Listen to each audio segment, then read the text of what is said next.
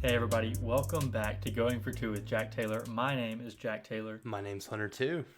and we are back. Baseball season has started. It's in full swing now as we're headed into Wait, our it's second. not over? I thought it was over. Man, I wish it was over. headed. When's football season? You know what? No, it's still basketball season until proven Basketball otherwise. season until we lose. About to head into our second full weekend of baseball, and let me just tell you, I know last weekend wasn't just great, but nothing was worse than Tuesday night when we had to watch us lose to ULM and then flip over to the basketball game and watch us lose a heartbreaking basketball game in How overtime. did he make that shot? That dude is not a D1 basketball player. We're talking too much about basketball. They'll get big heads. That's way too much talk about basketball, by the way. So yeah, second full weekend of baseball, playing against Arizona State this week. We're going to talk about last weekend against VMI. We're going to talk about this midweek series against ULM, and then we're going to get into Arizona State. But first of all, we want to talk to you guys about what our plan for this year is for this season. It sounded like it was going to be a sponsor spot. Right. First of all, I want to talk to you about Raid Shadow Legends. Talk about Honey, the free browser extension. Okay. So yeah, what our plan for this season is going to be, instead of doing one podcast a week like we've been doing through football season and just kind of since we've stopped living with each other, we are going to start doing two podcasts. We're moving back into it. Both married couples moving in. And no, so we're going to start doing two podcasts a week again, one that's going to come out on Monday mornings and one that's going to come out on Fridays as usual. But we just like to kind of look back at the weekend and kind of look forward towards the midweek. And then on the Friday morning episode, we're going to look back at the midweek and look forward towards the weekend. So it kind of prevents us from having to talk about like eight games in one podcast, which is what we're about to do. So buckle up and get ready for this episode. But first, we're going to do another ad read. No, this is going to be a AI motivation, which is kind of what we're going towards this season because we're too lazy to look anything else up. But yeah, here's our AI motivation brought to you by Serena Williams. So, champions are defined by their wins. No, that's not what it says. Champions are not defined by their wins, but how they recover when they fall, which seems pretty fitting because we are falling a lot right now. So yeah, there you go. Thank you, Serena Williams. Thank you, AI, for that. Thank you, Allen Iverson. Yeah, I just realized that my mom is one of the main listeners in this, and I'm not sure she knows what AI means. It's Allen Iverson. It's Allen Iverson. So, all right. So we're looking back first at these 5 games that we've played so far. And there's a lot to pull from these 5 games, 3 against VMI, 2 against ULM. So we're going to focus on the positives first. We're going to break this into 2 things, positive and negatives, and we're just going to go with the positives first. So you good with that? Yeah, I'm fine with that. All right, so first thing that jumps off the page from the very first swing of the season, very first pitch that our offense saw, is that we have a lot of good freshmen and transfer talent on this team. Amani Larry started off with a double in that first game against VMI. We were really, really hot from the start. And with the exception of game 1 against ULM here in this midweek, like our offense has been really, really good every single game. It may have taken a little bit to get started in that game 3 against VMI, but like our offense has been really good, and it's headed up by freshmen and transfer talent. I mean, Bryce Chance and Dakota Jordan have been just killing the baseball. Amani Larry and Colton Ledbetter have been hitting the ball really, really well. And, you know, not a new guy, but Slade Alford finally finding a spot in the lineup. He's hitting the ball really hard. Every time. Every time. I mean, hitting a lot of singles, but he finally got a home run in game 2 against ULM, and that was really fun to see. But the predominant production from this offense has come from, like I said, freshmen and transfers, just new guys in the lineup, and guys that have not been developed by Gotro. So that might be a common theme in this episode as we talk about the negatives later on. But aside from hitting, pitching has been really. I mean, there have been some bright spots. I'm not going to say it's been really good, but it's not been what's killing us. I'll tell you that. So new guys on the mound for us: Landon Gartman, transfer from Memphis, Ross Heifel, not a pitcher. Snuck him in there. Whoops. But Ross Heifel, another new guy that we're going to talk about. So Aaron Nixon, another guy on the mound, transfer from Texas, who's going to step into the closer role more than likely. Nate Dom, Bradley Lofton, a freshman, and then Jurangelo Sancha, excuse me. Is that what we decided? Yeah, Senja. No? Jurangelo Sancha. Okay. Is that right? I'm going back to our DMs of when we watched him say his own name and dissected it. Right. So yeah, freshman and transfer talent is going to be the theme. I think for this whole year. So really good young pitching, really good young hitting, and I think that's where you're going to see a lot of the production for us this year. And so yeah, I mean I'm excited about it. We have a good young core, and because of that, because it's not the veterans that are producing as much, and I'm not trying to take away from Kellum. I know he hit 2 really big home runs against VMI, but I mean you look at like guys like Casey Hunt and Parker Stinnett, like those should be like the guys in our pitching rotation or in our bullpen that are stepping up and being the just our go-to guys, but they're not, and it's going to take these newcomers to step in and fill those roles for us to really be successful this year. Even though those guys have been through it all and they've been to Omaha, they've won a national championship. They should have the experience, but I just don't know if it's a lack of development from our coaching staff or what it is. But yeah, I mean, go ahead. KC's been the same guy since I've seen him here, so right.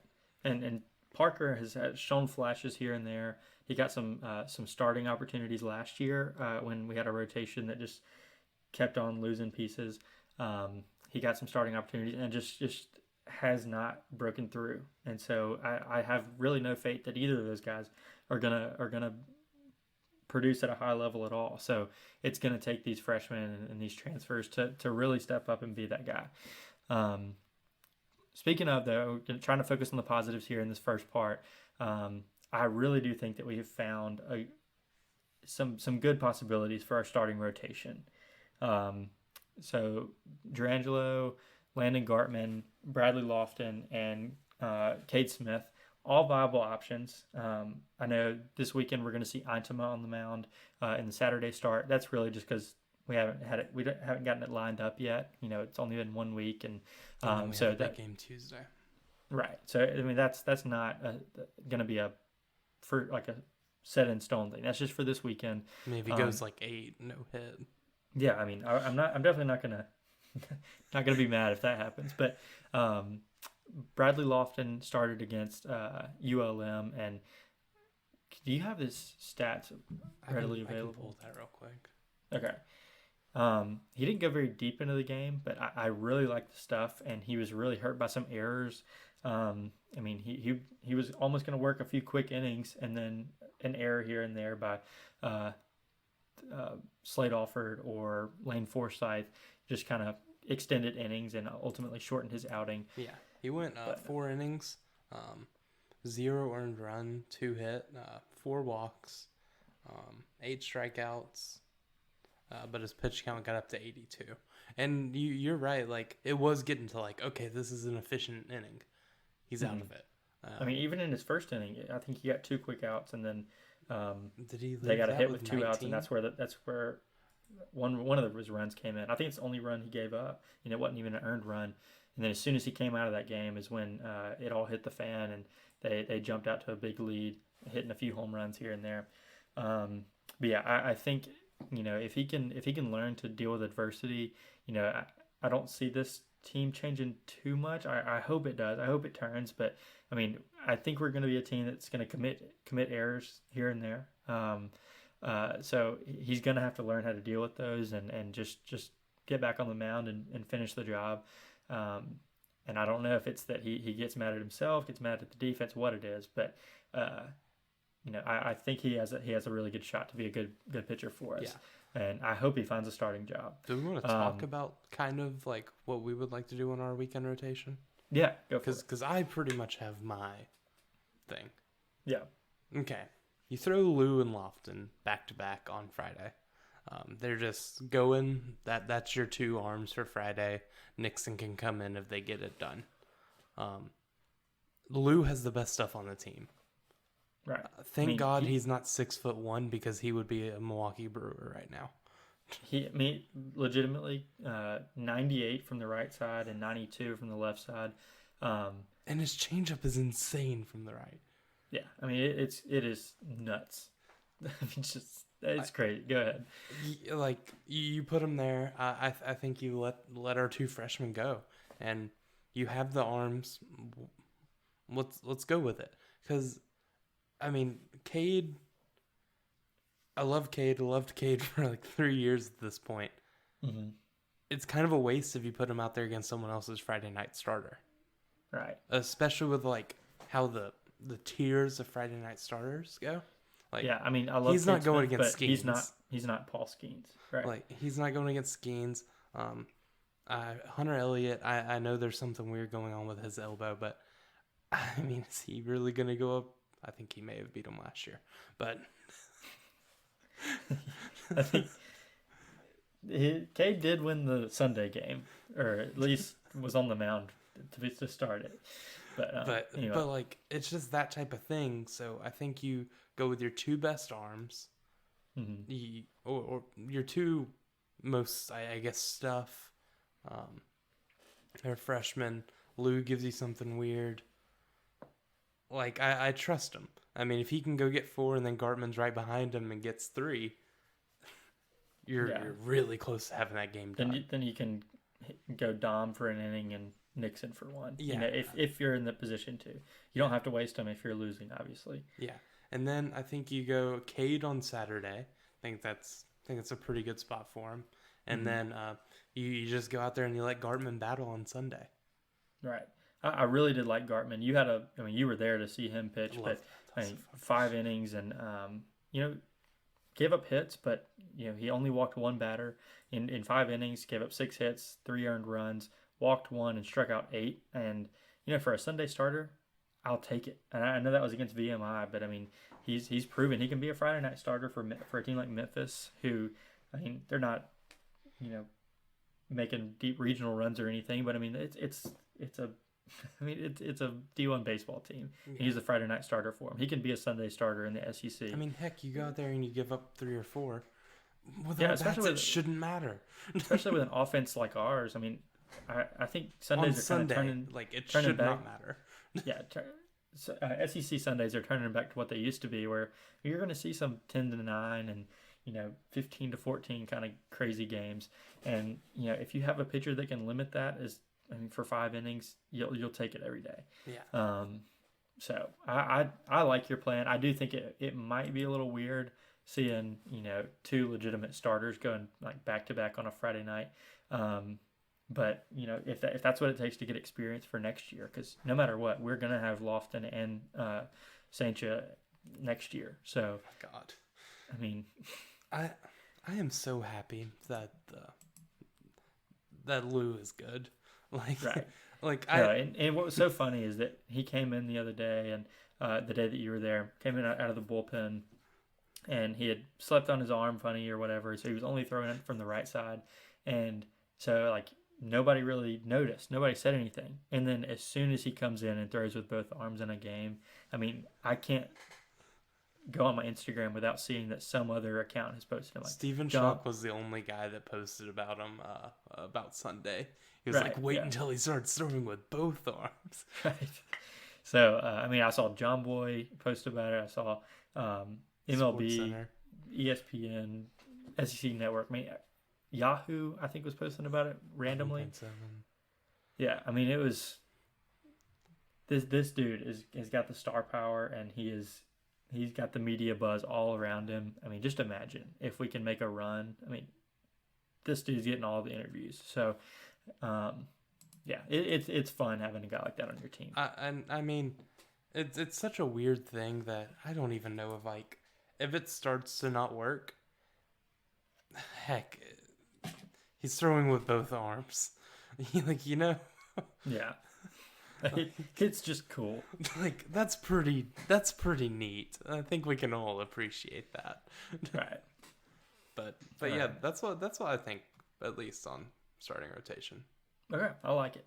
And like I said, last year we pieced together our starting rotation all year long. I mean, I don't think we had 3 weeks in a row where it was all the same. I mean, between Brandon Smith, Parker Stinnett, Cade Smith, Preston Johnson, Pico, I mean, everybody, and of course Landon to start the year.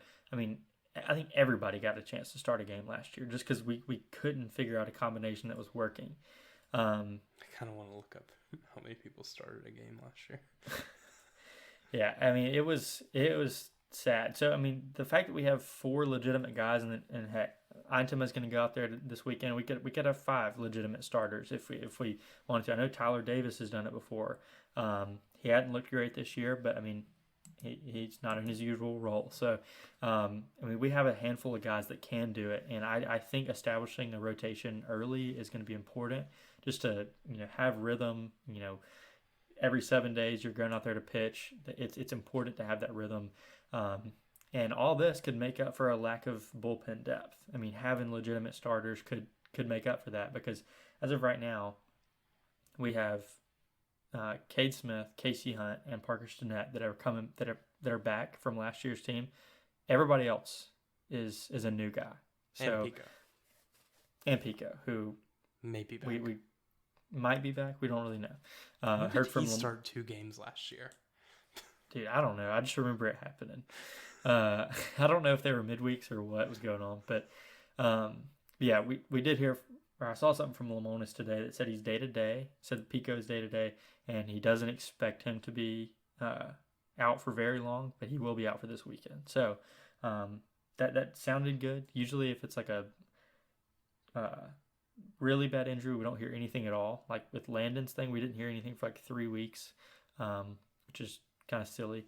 But yeah, so Pico should be there to give us a little bit more depth in the bullpen. But right now, I mean, we've run several guys. I think we've seen every pitcher by now, and it's kind of half and half. Like some of them are really good, some of them have some work to do.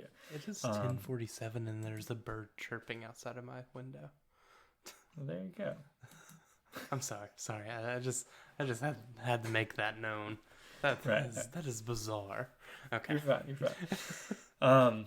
Next thing I want to talk about, just to completely switch gears from pitching, is I just wanted to reiterate that our hitting is absolutely crazy.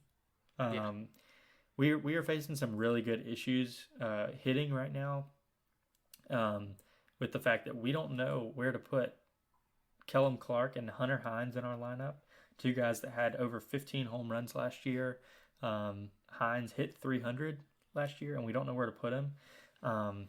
And I mean, you just look at any of our guys in the outfield: Dakota Jordan, Colton Ledbetter, Bryce Chance. Now, I mean, they're all just smoking the baseball, and Bryce Chance is just refusing to be out of the lineup. He worked hard in camp, like spring ball, whatever, fall ball, and just straight up earned a spot in the opening day lineup. And I kind of thought that would just kind of fizzle away, but no, he's pretty much here to stay. Yeah, I mean, he's here until proven otherwise, but he is has the highest average on the team at 474 with 9 hits, 2 home runs and a double, 10 RBIs, tied for the team lead. I mean, it's kind of ridiculous. Dakota Jordan, kind of finally seeing him put it together in these after 5 games. He had a deep home run the other day, and he's only batting .238, but has 9 RBIs. So that's crazy. Colton Ledbetter, the other outfielder, just doing exactly what we thought he was going to do. I mean, exactly what we heard he could do at Sanford. As we talked about, Slade Alford just killing the baseball. Ross Heifel, since he's had his opportunities at catcher, I mean, he's tearing the cover off the baseball, hitting double after double. Luke Hancock's batting .412, and looking like he's going to take over at first base for Hunter Hines. And we're going to talk about, when we get to the negatives, we'll talk about why that's so important.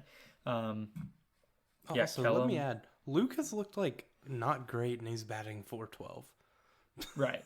I mean, I feel like he has struck out 3 times in 5 games, which, I mean, for him, that's way more than average.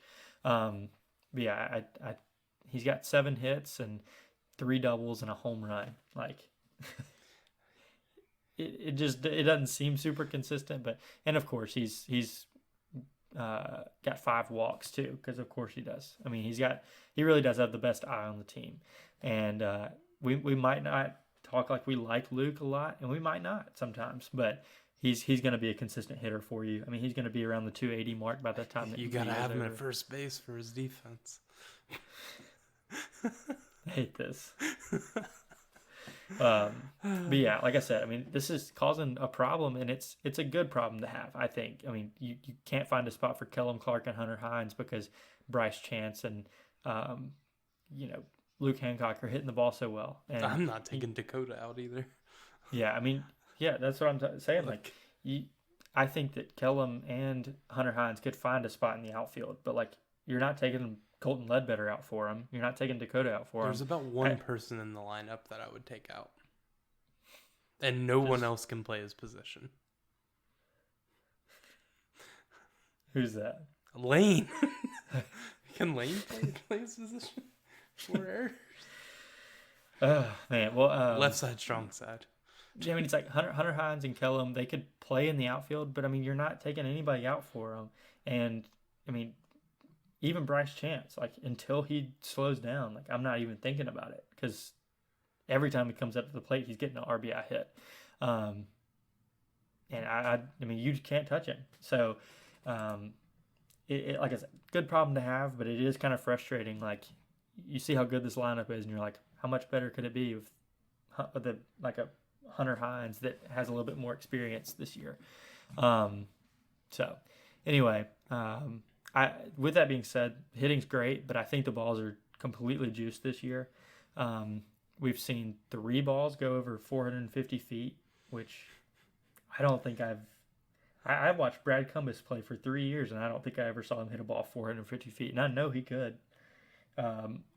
So, yeah, that's ridiculous. There's no reason that a freshman in college should be hitting a ball 474 feet. I don't know if you looked at him. Right. I mean, that being said, Nico Cavadas still has the most impressive home run in Dudy Noble Field. That will not change for the foreseeable future. Nighttime off Landon Sims. Nah. What are you talking about? Frank Thomas. Don't care. Don't care. Brent Rooker hit it into the trees. I remember that. Do you? Back in the 80s. The days of Rooker. Yeah. And so we won't talk about the errors until the negatives, but one positive is I think we finally, after 3 years, might have reason to take Lane Forsythe out of the lineup. His calling card has been his defense, even though in 2021 committed 13 errors. Last year he committed 4 all year long, and he's already committed 4. So I think he's got them all out of the way, Jack. He's not making another error all season. Some could say. So, and if that's the case, I'm perfectly happy with it. But I just think, like, at some point he's an automatic out in the lineup most of the time, unless we're on some crazy hot streak, and then he just like can't help but keep it going, like in Game 2 against Vanderbilt in College World Series. I mean, I think he had like 4 hits in that game because nobody else was getting out, so he was like, I guess I can't either. But I mean, right now we have Connor Hajek from VCU, right? Yeah. He's a transfer from there. He's played shortstop for VCU for the last 2 years in a competitive baseball conference. High level. He can hit for power. Like, he can run. Just, you have to give him a chance. Like, the level Lane is playing is not good. And I don't know if Hijack will be any better, but I can look at paper and say that it has to be worth a shot. Yeah, I don't know why everyone's like, oh, got to get Mershawn in there. I don't know. How about the guy that like transferred here to play any position? Right. Let's put him at the position of need. Hijack could be an outfielder. He could be probably a corner infielder, but right now we need him to be a middle infielder, and that's what he has done for the last 2 years. So I just think it has to be worth a shot because you have a talented lineup 1 through 9 or 1 through 8 as it is. Like that 9 hole is the only weak spot on the team. He's an automatic out every time he comes up, and I've seen Lane's ceiling, and it's good if he can put it together. Like 280 at the plate, and then errorless baseball for months at a time, like in Omaha. Like when it matters the most, he was playing errorless baseball, but that's not the Lane that we're seeing right now. And if you have a chance to replace a weak spot in your lineup with somebody who could do it better, why wouldn't you? Yeah, Hijack. Had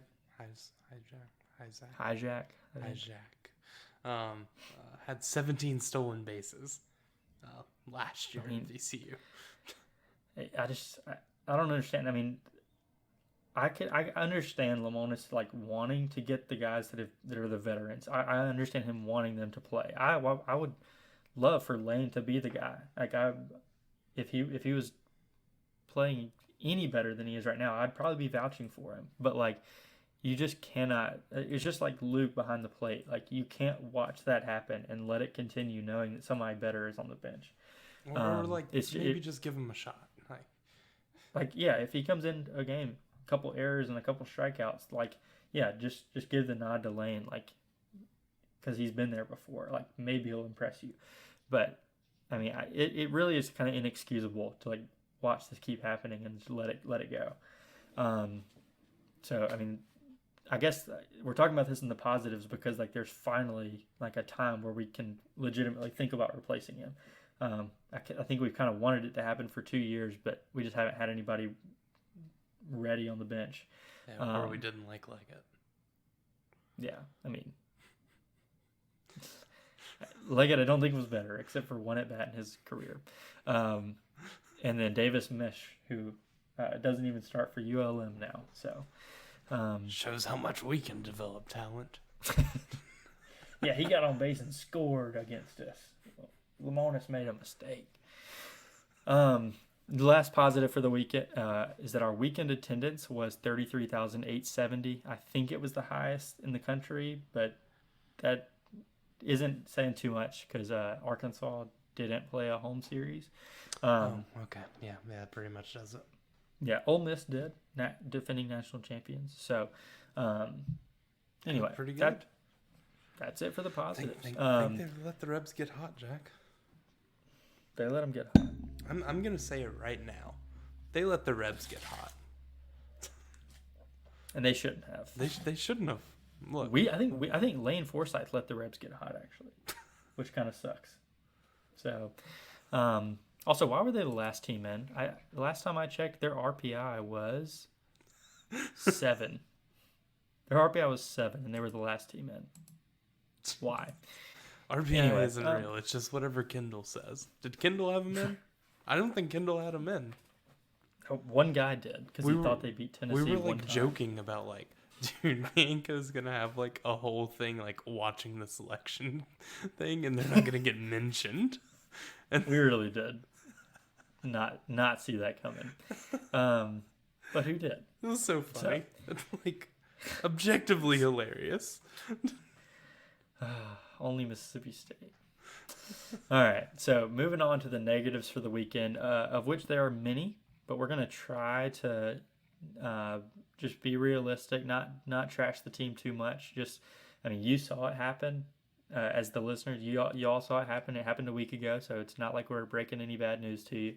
But we had 2 really bad losses in the first 5 games. Really, really bad losses. RPI is not like, I don't think it's out this year already, and even if it was, it wouldn't be like really accurate. So I'm just looking at last year's RPIs and take that what you will. It's just a measure of strength of schedule and strength of record and everything. So VMI had an RPI of 231 out of 301, and and we lost 1 out of 3 to them. And then ULM had a 179 out of 301, and we lost 1 of the 2 to them. So both Q4 losses, which I'm not even going to try to explain that. Like, that's just the worst kind of loss you can have. They're just the fourth quadrant. And yeah, I mean, those are 2 really bad losses that at the end of the year, I mean, those could really hurt us in our RPI. If we keep stacking losses like that, it really will hurt us. But since there's so many baseball games, so many opportunities, and we're in a really good conference, like, we can turn around and they won't really matter. But those will really hurt if we're on the brink ruins, of, like, between hosting and not hosting. And yeah, or between, like, making the tournament and not. Like, it's gonna suck. Well, I mean, if we handle our business in the SEC, they're not going to keep us out because of it. Right. But I mean, if There's in any situation, really, really bad.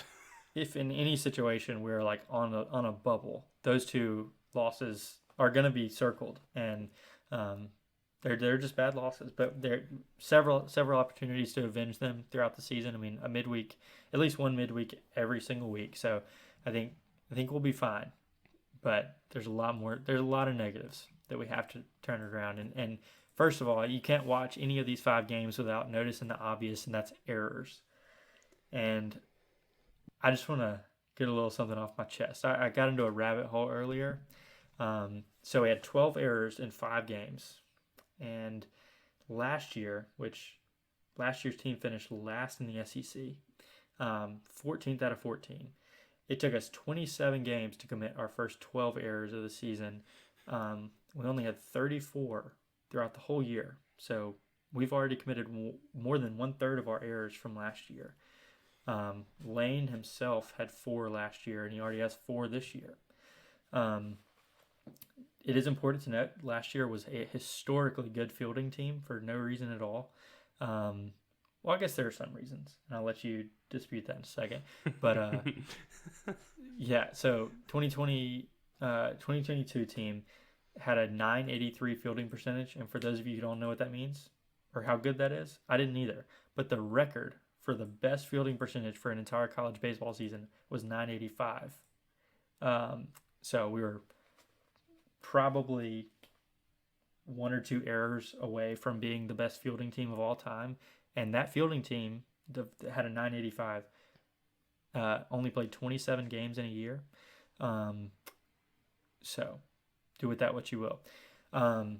Yeah, for reference, 2021, the national championship team did have 60 errors, so almost twice as many errors as 2022. So, you know, being a good fielding team, it doesn't always mean anything. We were just a good fielding team when it mattered in 2021.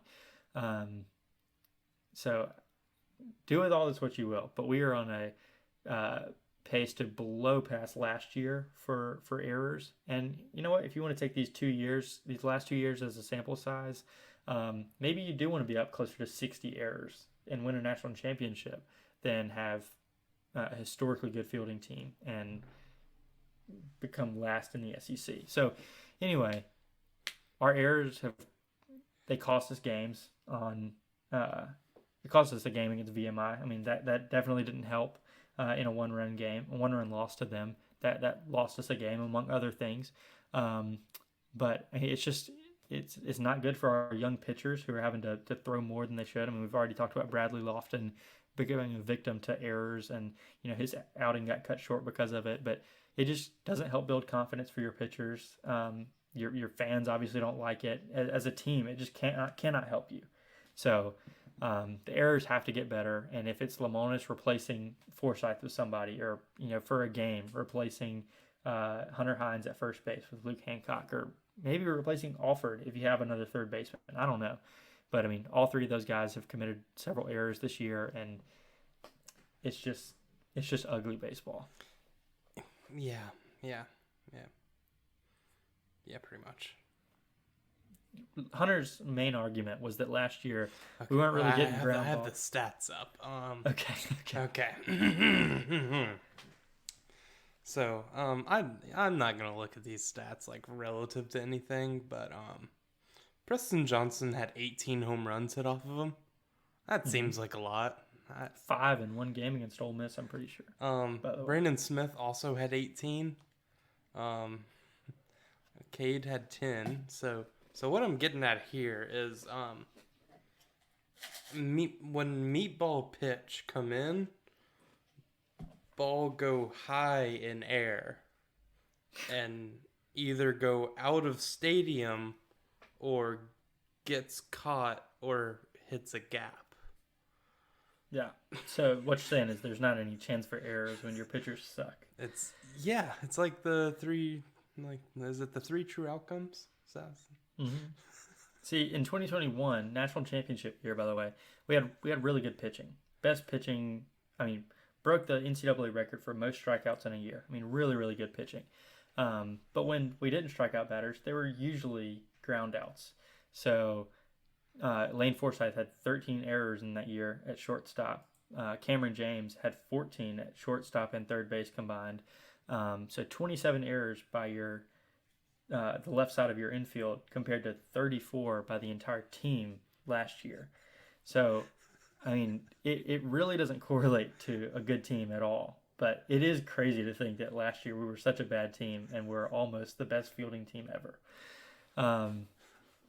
But anyway, so that was a big takeaway, especially from the weekend. Like the ULM games,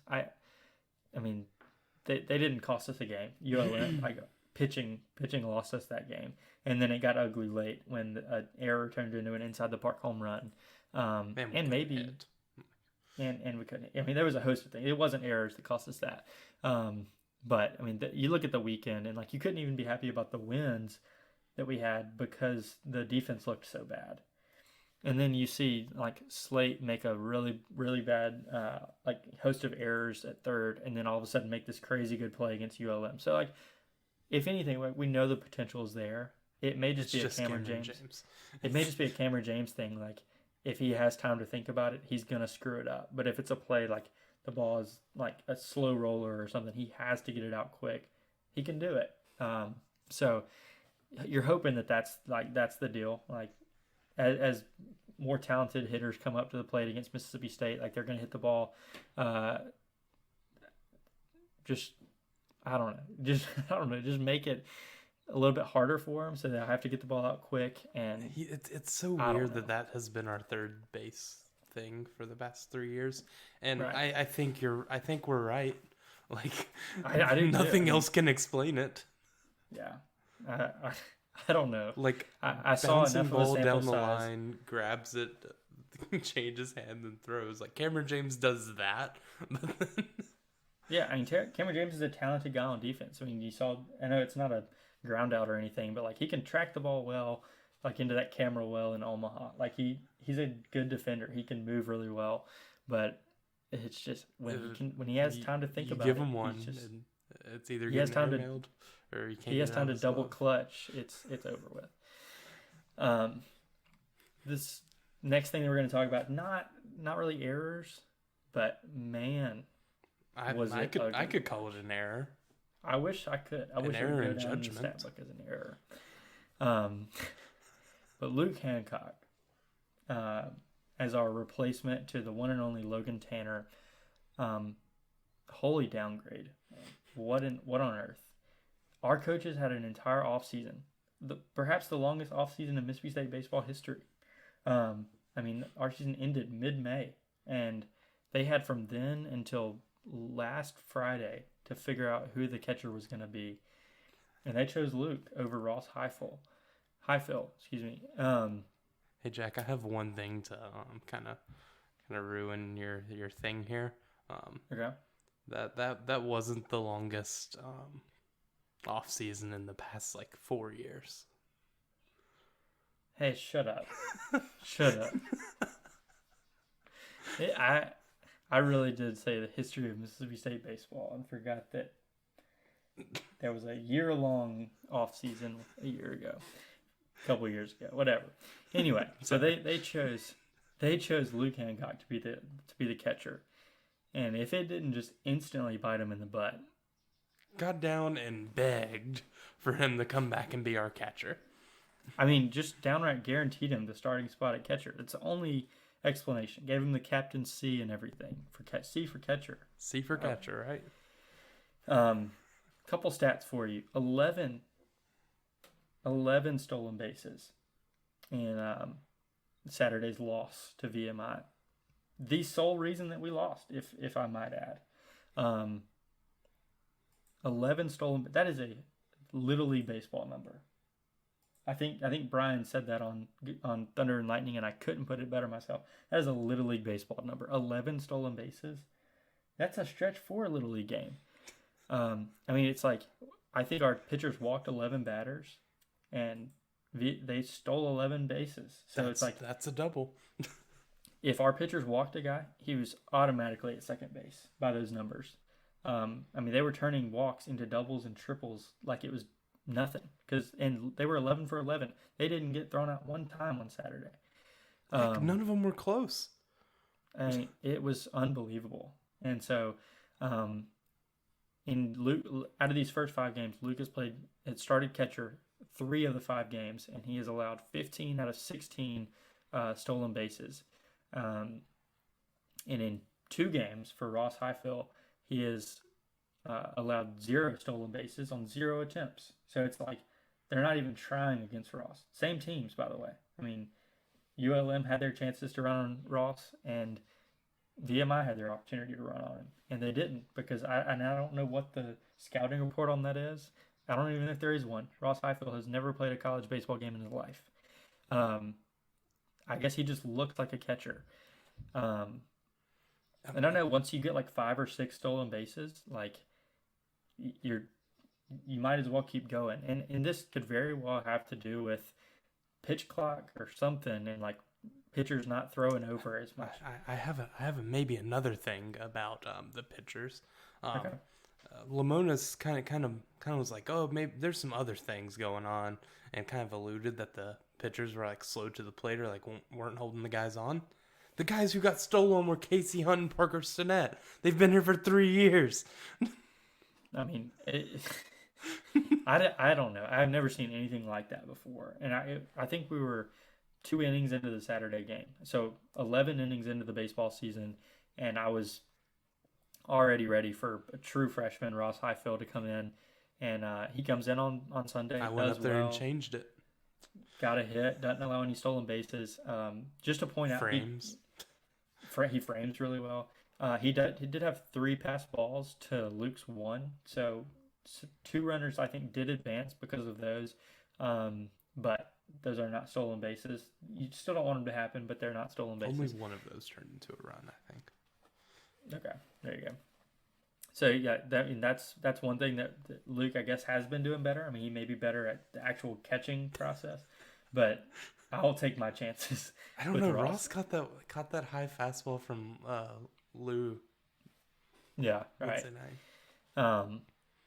So yeah, I mean, I know last year, maybe the last 2 years, I know we've seen Luke come in and be the catcher on midweek games just to give Logan Tanner a break, and Logan would either play first base or he'd be the DH for that game or whatever. And if that's the case this year, then fine. If Luke wants to catch midweeks, whatever.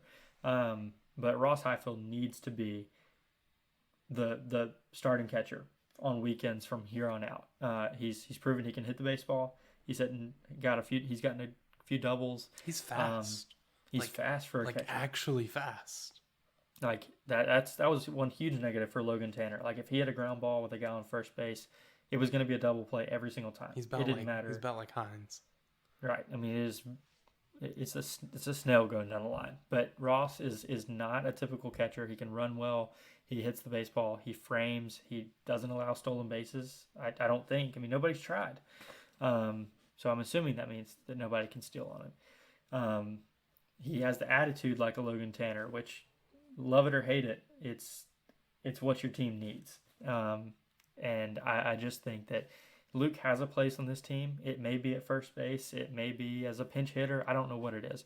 I don't want him to come out of the lineup, but I definitely don't want him behind the plate. So that's unless like midweek, like once a weekend, if a team just like actually does not run, keeping Highfield's legs good. Yeah, if there's a pitcher like Was it Sarantola didn't like he only pitched to Luke Hancock. Like if it's a situation like one pitcher likes to go, as long as he's quick to the plate, fine. I don't care. But Who was our lefty the other day that had the good pickoff move? that might have, was it Lofton? It may have been. I think it might have been. Anyway, next thing I know we talked about it already in the positives. I'm not sure why we got into this, but Casey Hunt, Parker Stinnett, they truly just have to get better. They either have to get better or they they cannot keep on showing up on the mound. Casey could not throw strikes in a 10-1 baseball game. We were up 10-1, and he couldn't throw strikes. In Did the he third not get inning, out in the third inning? Oh my god! I really don't think so. He only got 2 innings. He threw 2 innings, and then we had a 10-1 lead. And in the third inning, he threw 18 pitches, and 2 of them were strikes. I mean that is just inexcusable. That's so bad. Parker came in and he didn't walk anybody, but he hit a guy, and then I mean they were just seeing everything he was throwing.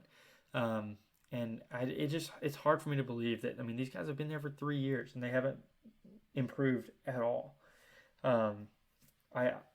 This alone really makes me think that Foxhall has just gotten carried by some really good pitchers in his time. I mean, whether it's Ethan Small, JT Ginn, Landon, Will Bednar, Christian McLeod, whoever. I mean, he couldn't develop Eric Sarantola, but maybe nobody can. But I mean, this is just brutal. Like, he can't develop these guys, and I'm just starting to wonder if it's him. They haven't looked different. Like, it doesn't matter. They're not changing anything. He's changed the roles that they've come in, like whether it's starter, reliever, closer, whatever. Because I think we kind of saw Parker in a semi-closer role in some games that Landon wasn't in 2021. Yeah. I mean, it's just. I mean, you can try to change the role, but I mean, if the stuff's not there, it's just not going to happen. I've also it's weird on Parker because he gets seen like right. Like, I mean, Ivan Melendez saw that one really well in Omaha through the rain. In the rain, shouldn't have been playing, by the way. Yeah, I don't understand. I mean, I would love for Parker to be good. I don't really have any connection to Casey Hunt, but I would love for Parker to be good just because I feel like I saw some flashes in 2021, but since then I just haven't. And it's been the same thing. It's been the same. It's a very much like a Fristo thing. Like, you saw flashes here and there that were really, really good, but it just never clicked for him. That's another one. Like, you turn to and say, like, he might be a really good MLB player in the future, and we'll look back and see that Foxhall just really couldn't do anything with him. And I'm not trying to put it all on him, but I mean, this seems to be the common denominator. And I mean, I just don't get it. Jeez, Parker was good in 2021. He really was. I mean, I remember a dominant outing with him against Ole Miss in Game 3, I think. He at least came in and put out a fire. He might have started the fire, but he put it out. So next, I know we talked about him as well in the positive section, but Hunter Hines and Kellum. So going forward, if you had to pick one, which one would you want in the lineup? And this is just as a DH. Yes. Okay, yeah. so no defensive shortcomings from either of them. Both left-handed bats, by the way. Kellum can run, and I like that. Mm-hmm. I don't really like how many times I've seen Hunter Hines be the third out of an inning on the base paths. Right. Like, I don't really enjoy that. Yeah. You don't like Hunter Hines if the ball's not out of the stadium, do you? No, you don't. Do you like Kellum? Kinda. Kellum, yeah. I mean, Kellum shoots the gap more than I probably realize. He also slapped a few singles in the first series. So, like, I think you have a more complete hitter in Kellum. You have more home runs with Hunter and a better average with Hunter. But it's feast or famine with him. I mean, it's either a strikeout, which is not a productive out, or a home run. And so at this point, they're kind of going to be low in the lineup with how everyone's hitting. So, right. like, do you really want Hunter Hines coming up and then behind him to be Ross Highfill Lane? Right. It's like, I mean, that's one of those. Is a double it's important to note both of them have had clutch home runs in their career. I mean, Kellum obviously in Omaha and I think in maybe the regional in 2021 and a few times last year had a few, and then Hunter had some really big ninth inning home runs last year. And I mean, say they don't matter if you want to, but I mean they're SEC games, and and he had the pressure of trying to stay in the lineup as a freshman. So I mean, there was pressure for him at least. Both of them hit big home runs in their career. So I like both of them. Like I would like I said, like it's a good problem to have to try and figure out where these guys will fit in your lineup. But I mean the fact that they both have like this clutch gene with them. I mean, you don't hate to have them as pinch hitters in your back pocket. But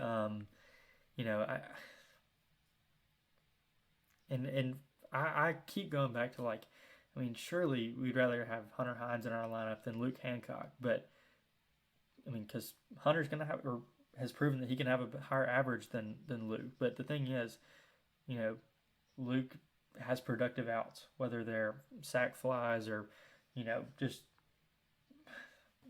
not striking out. I can't believe that we cannot get our possible SEC Player of the Year in our lineup. Is basically what you're. Yeah, but I mean, Hunter had 60 strikeouts last year to Luke Hancock's 20, 25, something like that. So I mean, it's almost 3 times as many strikeouts for Hunter, and I don't know if that outweighs what Luke can bring to the table with a 275 average. Which one between Hines and Kellum would you rather have? I think Kellum. Yeah. And I'm not even. The bats are kind of because I mean, with how they talk about Kellum, like you look at him, that's a baseball player, like right, like future big time. Mm-hmm. Like I don't know how he can't do what Hines does. I don't know. Right, and be able to run. Yeah, and at the end of the day, I mean, right now we have 4 players that are hitting over 390. Ledbetter, Monty Larry, Luke Hancock, and Bryce Chance. At any point, one of those guys could go ice cold, and it's going to be great to have Hunter Hines and Kellum to back those guys up when you need them. Obviously, neither of those guys can take over second base, and hopefully they don't have to come in for Amani at any time. But I think it's going to be important to have them or somebody of equal power and equal opportunity. Aaron Downs, right? There you go. Aaron Downs. Hopefully we see him at DH very, very soon. But yeah, I mean, it's going to be important to have big names like that. And like I said, I keep saying it, but it is a good problem to have. It's a problem we didn't have at all last year. I mean, Jess Davis was our big name coming off the bench. So what about Vaughn Siebert? What about the guy that's like at Delta State right now? Oh, Matt Corder. He hit the first home run of the year for Mississippi State and just disappeared. Hopefully Bryce Chance doesn't take the Matt Corder route. Nah, he's a junkyard dog. He already has twice as many home runs as Matt Corder had. He has that Stetson Bennett DNA. Can't keep him down. Can't keep him out of the lineup. One last thing for Mississippi State in these first 5 games, which I know we've taken a while to talk about these last few games, but that's going to be fixed when we start doing 2 episodes a week. But probably the most important note of the week is that I think our team accidentally mixed up our midweek uniforms with our weekend uniforms. We started out hot with the maroon 85s, and then just it all hit the fan when we turned out some white M over S hats with a white script state, and then just followed it up with a softball looking uniform and had a white M over S hat with a black state script jersey. I mean, it was. You saw it in person. You saw it before anybody. I didn't enjoy it, and people were talking about how fire it was. No. Like if you're gonna wear black, just wear the like all black uniforms that we've worn in the past people few hated years. those. Yeah, like I don't understand.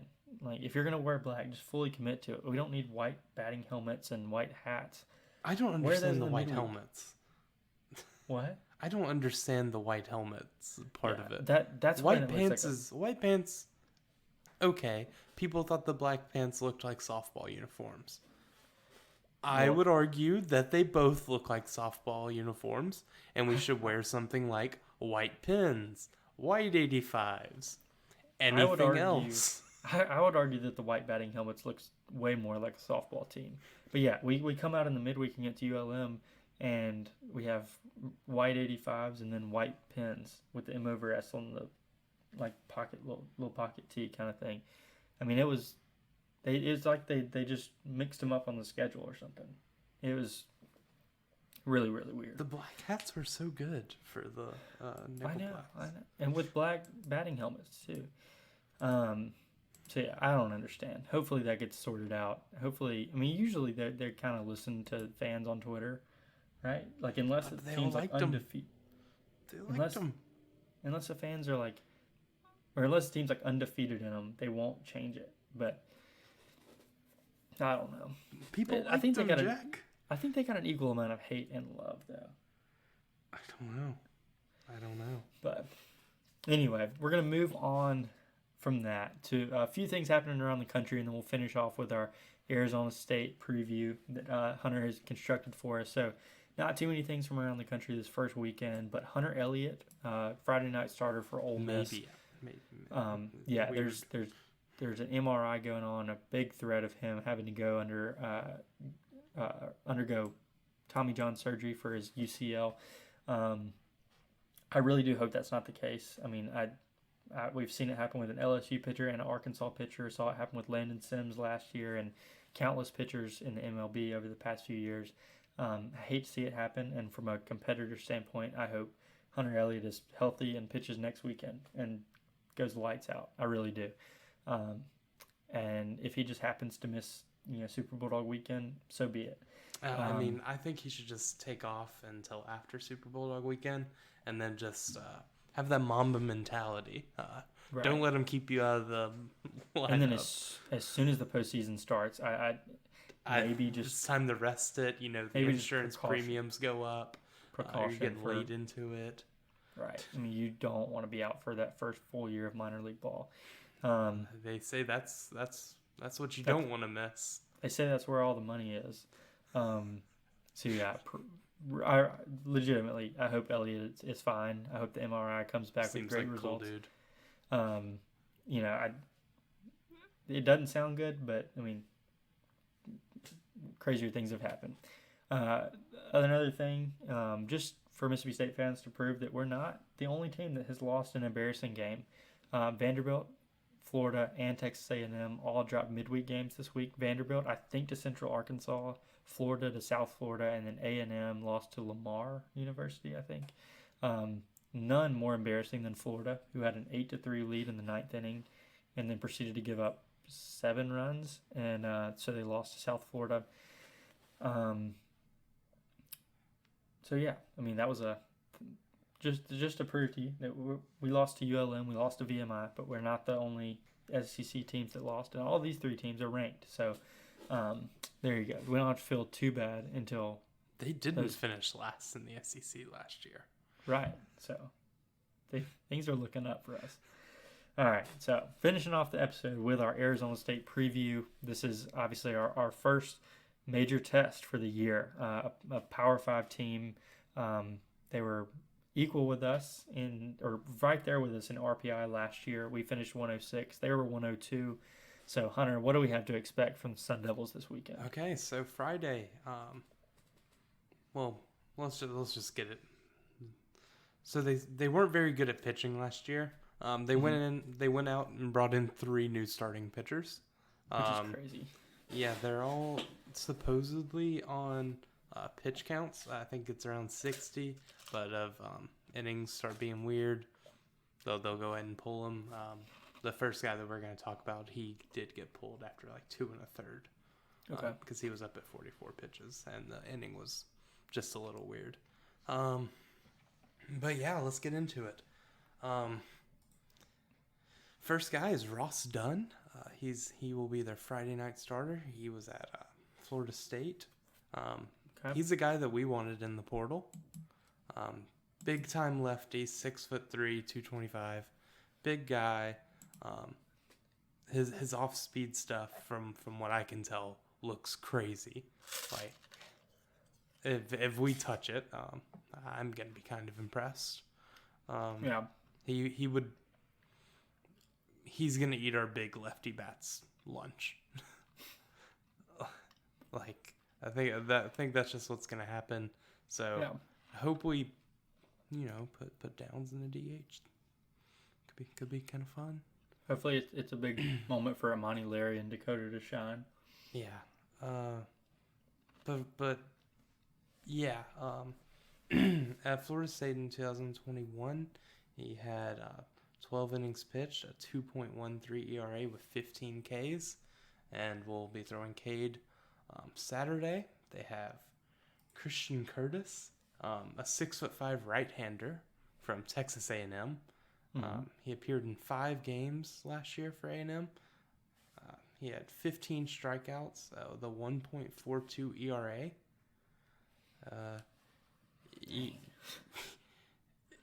It was all midweek stuff, but as we know, midweeks aren't that easy.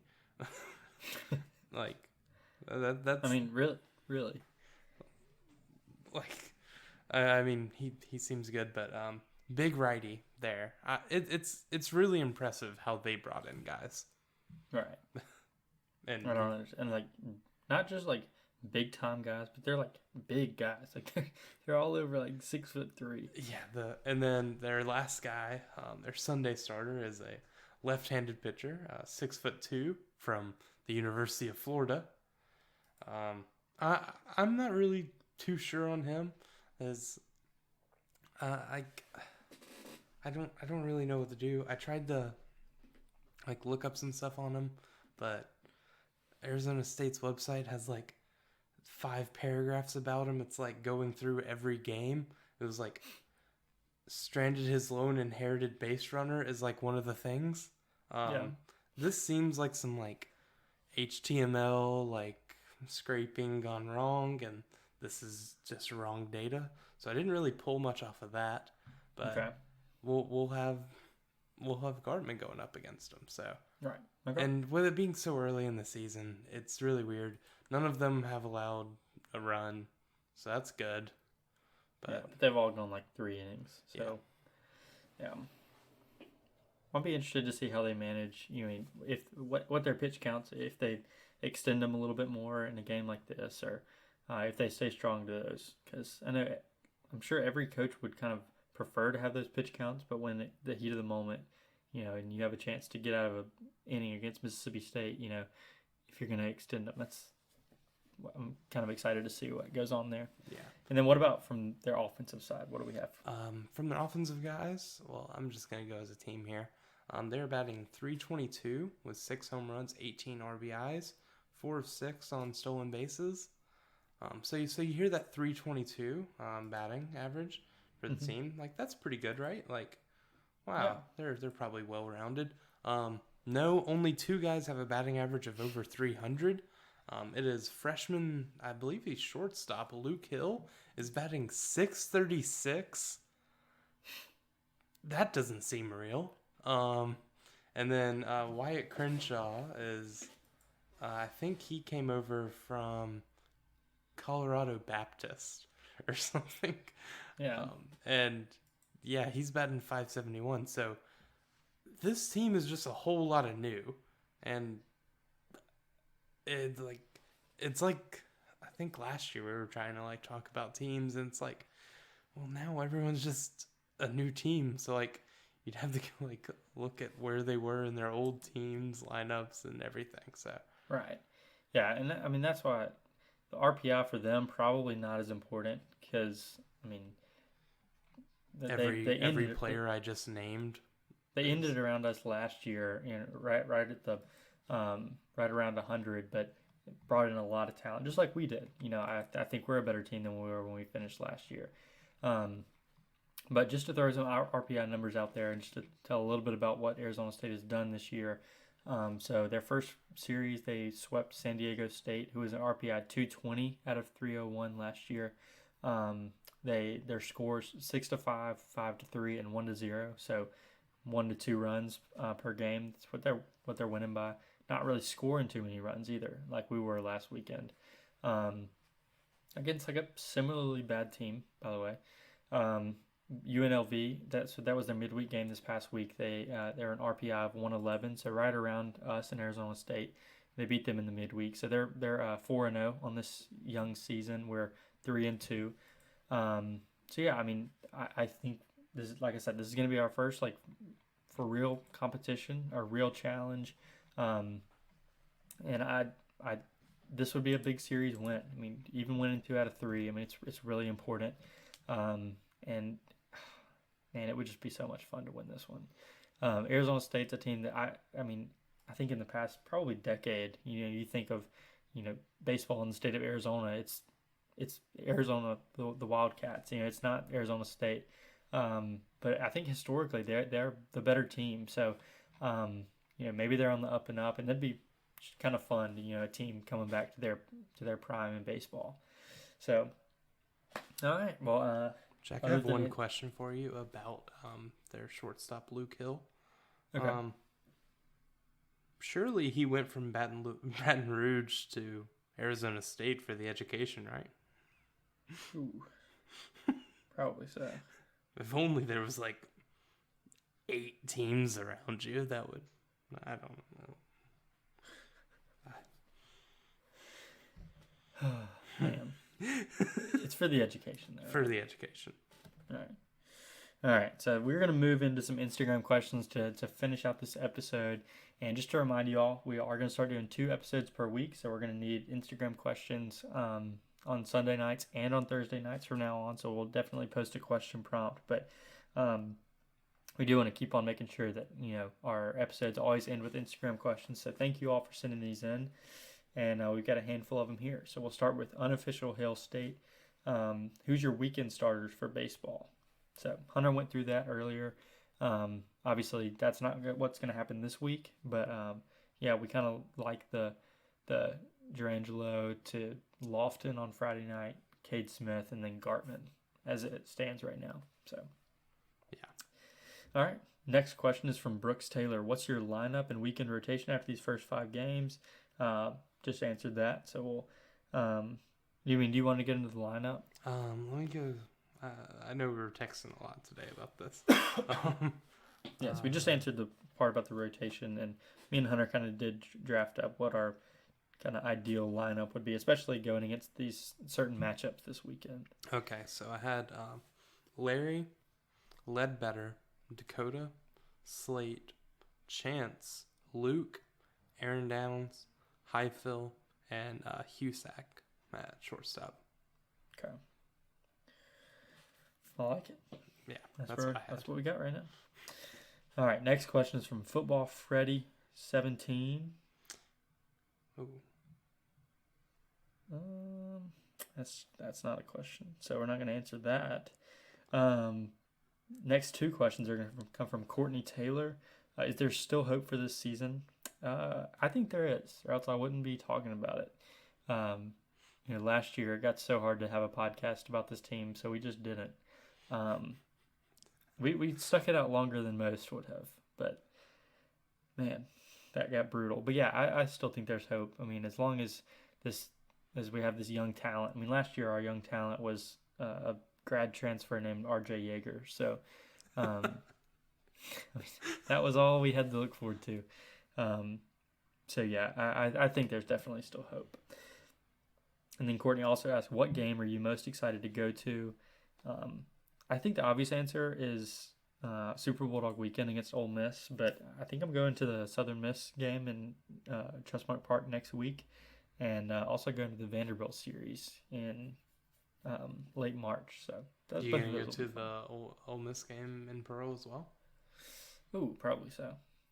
Where our season ended last year, and where Ole Miss's just began. Dude, Yeah. I kind of want to go see the Arkansas series. Arkansas series would be fun. I don't know why. I mean, I don't really know why we chose. Why are you going to the Vanderbilt. Vanderbilt series? I don't know. It was just in March, and Courtney had a day off. So, Dude, I think I have a day off. ooh, come to the Vandy series. I could. All right. Question. I think the first time asker, Alan Follis asks, how many years until Jans takes us to the Final Four? Sadly, I don't think it's going to be enough. I think he'd be poached before he ever takes us to a Final Four. Well, I mean, I wouldn't use years to say how soon it's gonna happen. Yeah. If it doesn't happen this year, Oh my God. I'm gonna be upset. No, I don't know. I'd love to keep him around long enough to see what like his recruiting classes could be like. But I mean, especially with Ole Miss and the shape they're in, like we could really dominate the state and really have some good teams. But Are there basketball players in the state? there's several. There's a couple. But yeah, I mean, I don't have enough faith to say that we're ever going to go to another Final Four. So, and then the last question comes from Duncan Helms 17. How would y'all go forwards with the Heifel, Hancock, Hines, Chance thing? Start Heifel. Well, definitely like most obvious thing on here. Start Heifel, start Chance. Hancock stay at first, and then Hines. DH when we're going against a right-handed pitcher, and pinch hit when you can, and just selfishly hope for one of these guys to cool down at the plate a little bit. Or like if you're get Hines, good at if you're first. get good at first, yeah. There you go. All right, so that is it for the Instagram questions today, and that is it for our podcast. We hope that this weekend brings us a little bit more excitement and gets us a little bit more optimistic for the upcoming season. We are super excited that you guys listened, and we can't wait to bring you another episode on Monday morning. So thanks, guys, and we'll see you next time on Going for Two with Jack Taylor.